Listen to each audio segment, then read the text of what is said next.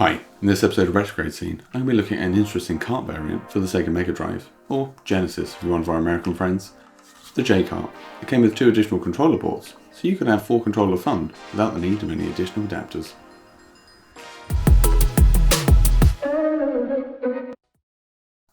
For the Mega Drive and its console counterparts, 2-player gaming was the norm, despite the first consoles with 4 ports being released in 1978 and 1982. With the Bally Astrocade and the Atari 5200. Neither of these took the market by storm, and it wouldn't be until the N64, then later the GameCube, the Dreamcast and the Xbox, that 4 ports would become the standard. And nowadays, controller ports stopped being quite so necessary, with the advent of the wireless controller. So what was the solution for the popular child or large family of the 90s? The multi-tap, a device that would generally plug into an existing controller port to give you the extra ones you desire.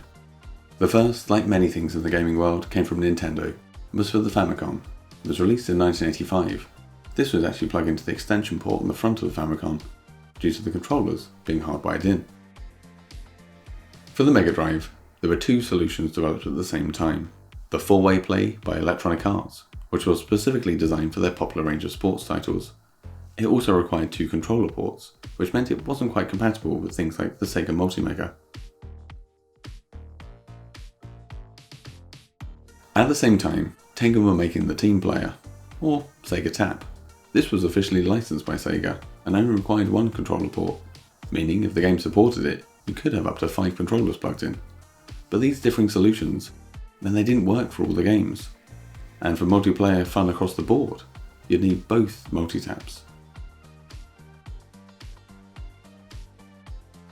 If you were lucky enough not to be an early adopter, Sega did release a second revision of the Team Player, with a 4-way play mode and an extra cable for the other controller port, so you could have 1 multi-tap to rule them all. If multiplayer options weren't vast enough on the Mega Drive, along came the J-Kart, which was created and released by Codemasters. Codemasters being one of Britain's oldest and most prolific game studios, and responsible for some iconic titles such as the Dizzy series and even the Game Genie.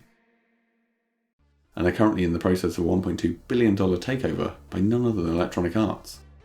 No doubt after them for their lucrative racing franchises, such as the F1 series. The first J-Kart was released in April 1994, and considering the 32X and Sega CD were already available, and the Sega Saturn would be released in November of the same year, it was definitely quite late in the console's life.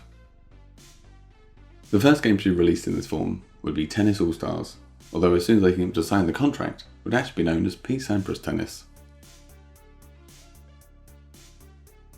This was the only J-Kart to see a North American release, and as far as tennis games go, it didn't bring much to the court, although it did have an extra mode called Crazy Tennis. If the name wasn't exciting enough, it also got a cameo from none other than Dizzy himself, who becomes the target as he walks up and down the net.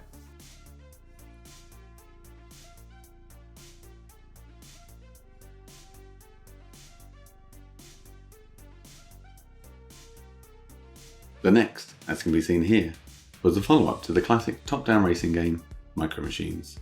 Micro Machines 2 Turbo Tournament.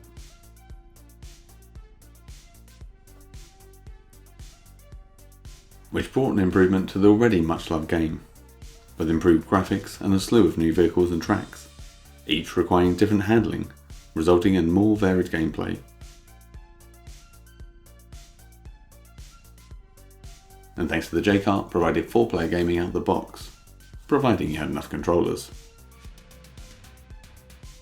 But it also offered an 8-player mode as well, based on players sharing half a controller each, which I'm sure never led to arguments.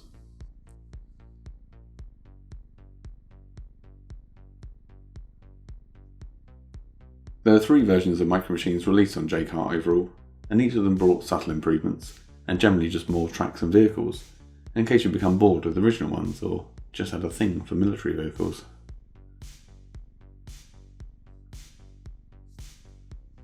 There was also a sequel to Sampras Tennis, Sampras 96, which brought improvements across the board, improving new graphics and gameplay, and even a new indoor court.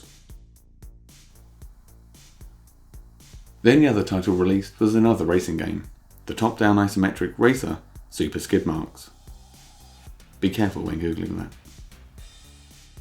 It was originally and most well known as being released on the Amiga, and got high reviews. It was even labelled one of the best games on the system. The Mega Drive version, although keeps a lot of the charm and difficulty, does lose out a little on the graphics. That's not to say it isn't a nice looking game, and the ability to race whilst towing a caravan or as a cow certainly has a lot to offer.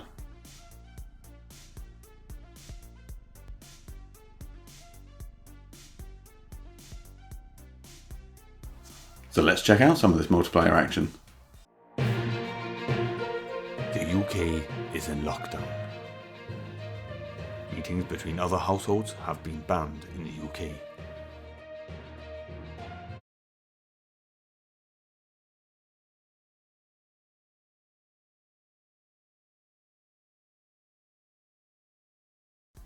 It's no surprise that J-Carts were short-lived, being released so near the end of the Mega Drive's life, but it shows again the versatility of a cartridge-based games console. If you had a J-Cart, and especially if you managed to get the 8-player mode working on micro machines, let me know in the comments, and if you managed to make it this far, why not consider subscribing, as some more videos on the way. Thanks for watching.